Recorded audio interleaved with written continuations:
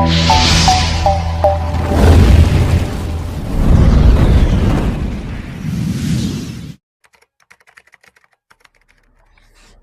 నమస్కారం. 2 రోజుల క్రితం మన రాష్ట్ర ప్రభుత్వం బడ్జెట్ ప్రవేశపెట్టింది శాసనసభలో.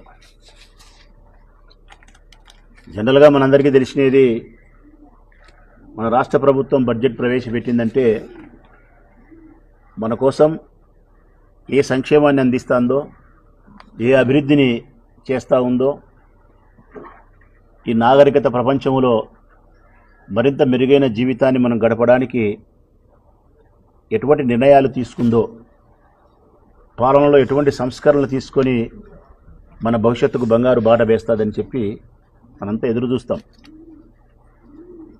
ఏంటేంటి ధరలు తగ్గించినారు, ఎక్కడెక్కడ అభివృద్ధి కార్యక్రమాలు చేయబోతున్నారు, మా ఊరికి అభివృద్ధి కోసం ఎంత డబ్బులు పెట్టినారు, లేకుంటే ఒక వర్గానికి సంబంధించిన సంక్షేమానికి ఎన్ని వేల కోట్లు కేటాయించినారు, ఏ కొత్త చట్టాలు మనకు మేలు చేయబోతాయి, ఇటువంటి అంశాలు మనం జనరల్గా బడ్జెట్లో ఆశిస్తాం. కానీ ఈ కూటమి ప్రభుత్వం ప్రవేశపెట్టినటువంటి 3వ బడ్జెట్, 5 బడ్జెట్లు పెడతారు వాళ్ళు, ఏ ప్రభుత్వమైనా. చంద్రబాబు నాయుడు కూడా కూటమి నాయకుల సన్నిహితముతో, మిత్రత్వముతో ప్రభుత్వాన్ని ఏర్పాటు చేసిన తర్వాత ఇది 3వ బడ్జెట్. ఇంకా 2 పెడతారు వాళ్ళు. ఈ 3వ బడ్జెట్ కూడా మీరు ఆశించినట్టు, మేము ఆశించినట్టు మీ కొరకు ఆ బడ్జెట్లో అభివృద్ధి కానీ, సంక్షేమం కానీ, లేకుంటే మెరుగైనటువంటి మీ జీవన ప్రణామాలకు సంబంధించినటువంటి వ్యవహారం కానీ ఏమీ లేదు. ఆద్యంతం ఆ బడ్జెట్ను మనం చదవగలిగితే, చూడగలిగితే అందులో కనిపించేది కోతలు కనబస్తాయి, వాతలు కనబస్తాయి, కూతలు కనబస్తాయి. చంద్రబాబు నాయుడు కూతలు ఇంతే. ఈ బడ్జెట్ ఆద్యంతం మనం వినగలిగితే, చదవగలిగితే కోతలు, వాతలు, కూతలు. ఏంటి ఈ కోతలంటే, లాస్ట్ సంవత్సరం ఒక 5 లక్షల మంది, జగన్మోహన్ రెడ్డి ఒక 70 లక్షల మందికో 72 లక్షల మందికో పెన్షన్ ఇచ్చిపోతే ఒక 5 లక్షల మందిని కోసినారు చూడి, ఇది కోత. ఇప్పుడు మళ్ళీ ఈ సంవత్సరం ఈ బడ్జెట్లో 8 లక్షల మంది పెన్షన్దారులకు కోత కోయడానికి రంగం సిద్ధం చేసినారు. 8 లక్షల మందికి. అమ్మఒడి 82 లక్షల మందికి ఇవ్వాలా, 50 లక్షల మందికి కోత. 15,000 రూపాయలు డబ్బులు ఇవ్వాలా, ఇయ్యరు. 8 ఇచ్చినారు, 10 ఇచ్చినారు, 12 ఇచ్చినారు, కోత. లేదు, గ్యాస్ సిలిండర్లు ప్రతి సంవత్సరం 3 ఇవ్వాలా. పోయిన సంవత్సరం 1 ఇచ్చినారు, 3 ఎగరగొట్టినారు ఒక సంవత్సరం. ఈ సంవత్సరం కూడా 3 సిలిండర్లు ఇవ్వడానికి 1,58,00,000 మంది గ్యాస్ కనెక్షన్లు ఉండబడిన వారికి 3 సిలిండర్ల చొప్పున ఎంత డబ్బు అయితే కావాలనో అంత డబ్బు బడ్జెట్లో పెట్టలే. అంటే మళ్ళీ ఆడ కూడా పోతే, పడినోనికి పడుతుంది, పడనోనికి పడదు. పడిన వానికి సైతం 3 గ్యాస్ సిలిండర్లు అయితే పడదు.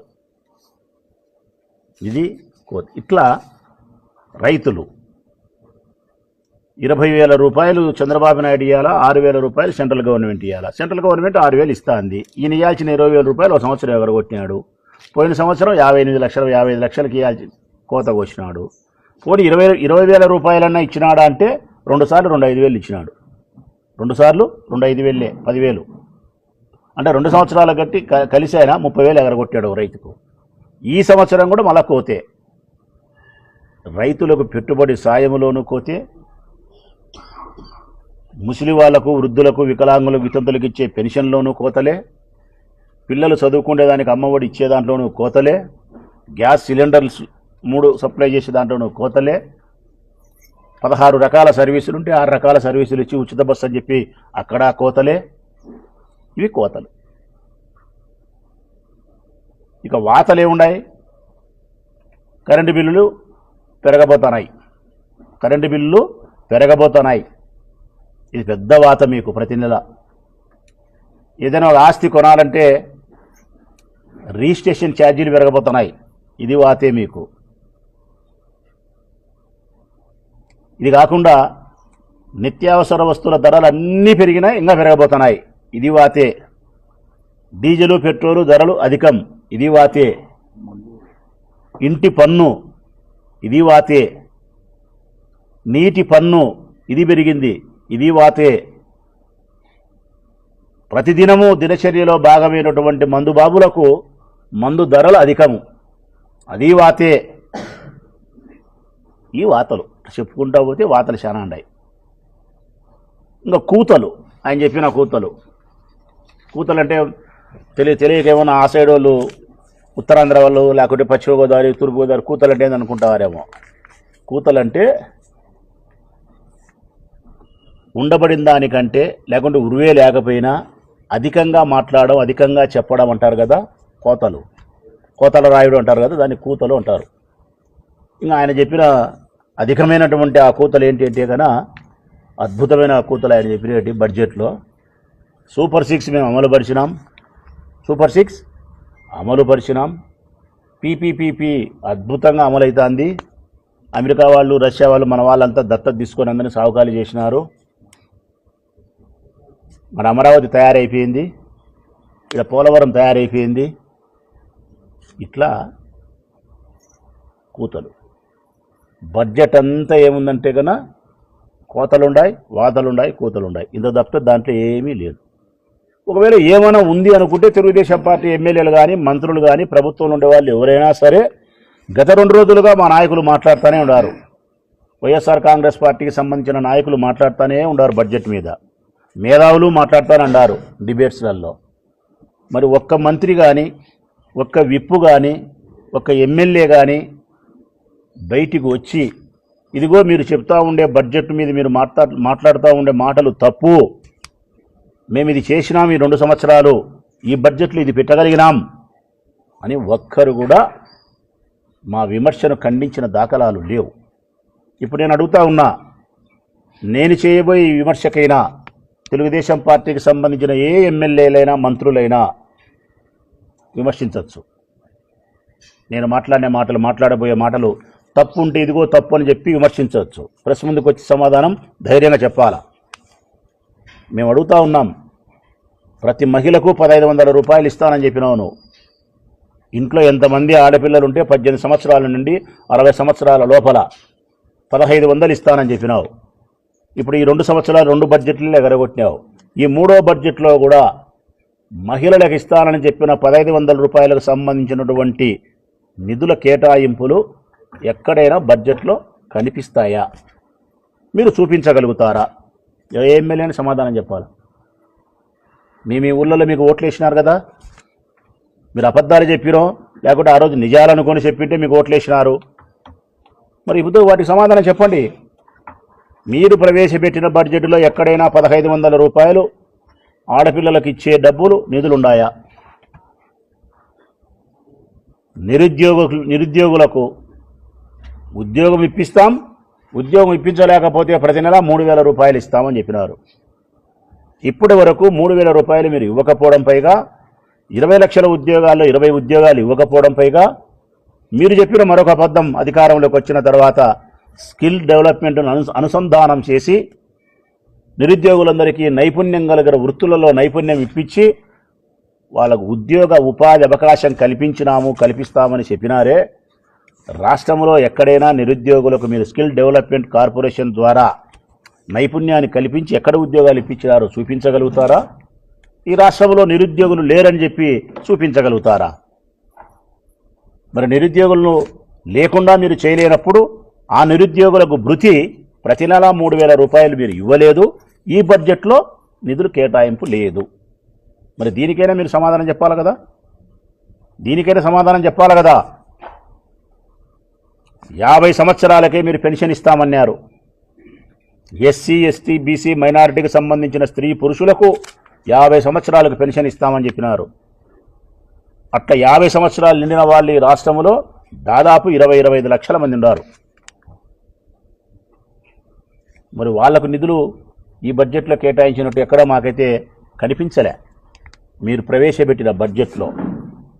మరి ఆ ఊర్లో ఉండే ఎమ్మెల్యేలు ఆ ఊర్లో బయటకు వచ్చి ప్రజలకు ఇదిగో ఈ బడ్జెట్లో 50 ఏళ్లకు పెన్షన్ మేము కేటాయించినాము ఈ నిధులు అని చెప్పి, లేకుంటే ఈ 1500 రూపాయలు మేము ఆడవాళ్ళకు మహిళల కోసం కేటాయించినామని చెప్పి ధైర్యంగా ప్రెస్ ముందుకు వచ్చి చెప్పగలుగుతారా అని అడుగుతాను నేను. రైతులకు 20,000 రూపాయలు చెప్పినారు పెట్టుబడి సాయం. 2 బడ్జెట్లు అయిపోయి 3వ బడ్జెట్. ఈ 3వ బడ్జెట్లో కూడా రైతుల కోసం మీరు ఇస్తానన్న 20,000 రూపాయలకు కావలసిన నిధులను కేటాయించలే. అరకొరకే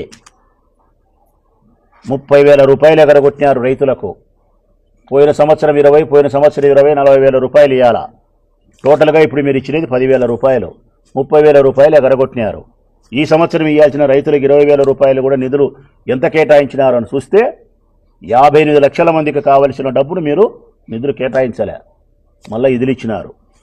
ఆ ఇదిలిచ్చిన దాంట్లో కూడా ఖర్చు చేస్తారో ఖర్చు చేయరో కూడా తెలియదు. అమ్మఒడి అంతే. 80 లక్షల మంది పిల్లలకు డబ్బులు ఇవ్వాల్సి ఉంటే మీరు 50 లక్షల మందికి ఇచ్చినారు. 30 లక్షల మందికి ఎగరగొట్టినారు. ఈ సంవత్సరం కూడా 30 లక్షల మందికి ఎగరగొట్టడానికి రంగం సిద్ధం చేస్తూనే బడ్జెట్లో నిధులు మీరు కేటాయించినారు. అది కూడా 15,000 రూపాయలు ఇయ్యలే. 10,000 ఇచ్చినారు, 8,000 ఇచ్చినారు, 12,000 ఇచ్చినారు. మరి వీటినన్నిటికీ ఏ నియోజకవర్గంలో ఉండే ఆ నియోజకవర్గ తెలుగుదేశం పార్టీ కూటమికి సంబంధించిన ఎమ్మెల్యే ఇట్లా బహిరంగంగా మీడియా ముందుకు మాలాగా వచ్చి ఇట్లా మీ వాళ్ళను కూర్చోబెట్టుకొని మేము చేసే విమర్శలకు మీరు సమాధానము ప్రజల కోసమైనా చెప్పగలుగుతారా? ప్రజల కోసమైనా. ఏముంది ఈ బడ్జెట్లో? బాగా చదివితే ఈ బడ్జెట్లో కనిపించేది ఏంటంటే సంక్షేమము సంక్షోభంలో పడిపోయింది, అభివృద్ధి అటకెక్కింది. బడ్జెట్లో కనిపించేది ఏంటంటే గన సంక్షేమ అభివృద్ధి కనిపించదు.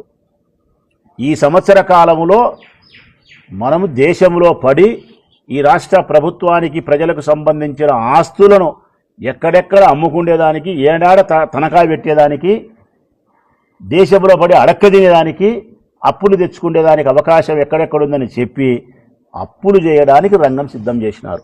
ఈ బడ్జెట్లో ఏముందంటే అప్పులు చేసే విధానం ఉంది. మేము అభివృద్ధి ఎట్లా చేస్తాము అని చెప్పి లేదు. ఈ సంవత్సరంలో మేము అప్పులు ఎట్లా చేస్తాము, ఈ సంవత్సరంలో చంద్రబాబు నాయుడు గారు 1,00,000 కోట్లు అప్పులు చేస్తానని చెప్పి బడ్జెట్లో పెట్టినారు. ఎవరైనా ప్రజలు ఏమాశిస్తారు?